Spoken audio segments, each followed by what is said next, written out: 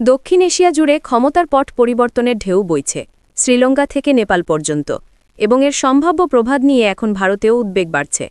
নেপালের সাম্প্রতিক রাজনৈতিক অস্থিরতা এবং প্রধানমন্ত্রীর পদত্যাগের পর ভারতীয় শিবসেনা নেতা সঞ্জয় রাউতের মন্তব্য এই উদ্বেগ আরও বাড়িয়ে দিয়েছে। রাউত সতর্ক করে বলেছেন যে নরেন্দ্র মোদী সরকারের দুর্নীতি, স্বজনপ্রীতি এবং ক্ষমতার কেন্দ্রীকরণের কারণে ভারত ও নেপালের মতো রাজনৈতিক সংকটে পড়তে পারে। নেপালে তরুণদের নেতৃত্বে যে গণবিক্ষোভ শুরু হয়েছিল তার মূল কারণ ছিল সরকারের দুর্নীতি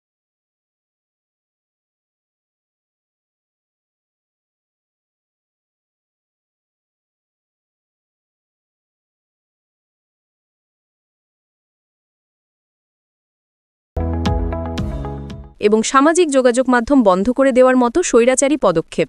এই বিক্ষোভের মুখে নেপালের প্রধানমন্ত্রীর পতন হয়। সঞ্জয় রাউতের মতে ভারতের পরিস্থিতিও নেপালের থেকে খুব বেশি আলাদা নয়, যা ইঙ্গিত করে যে দুর্নীতি এবং ক্ষমতার অহংকারে তৈরি রাজনৈতিক কাঠামো এক ঝড়ে ভেঙে পড়তে পারে।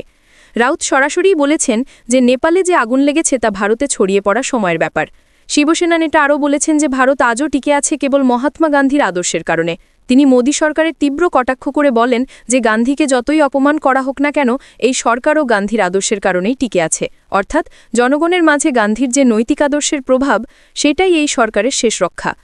রাউত মোদী সরকারের পররাষ্ট্র নীতিরও সমালোচনা করে বলেন, নেপাল একসময় ভারতের ঘনিষ্ঠ বন্ধু ছিল, কিন্তু সংকটে ভারত তাদের পাশে দাঁড়ায়নি।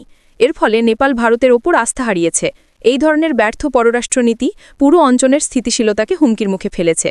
রাউতের এই আক্রমণাত্মক মন্তব্য শুধু মোদী সরকারের জন্য নয়, বরং এশিয়ার ভূ রাজনৈতিক বাস্তবতার জন্য এক বড় সতর্কবার্তা।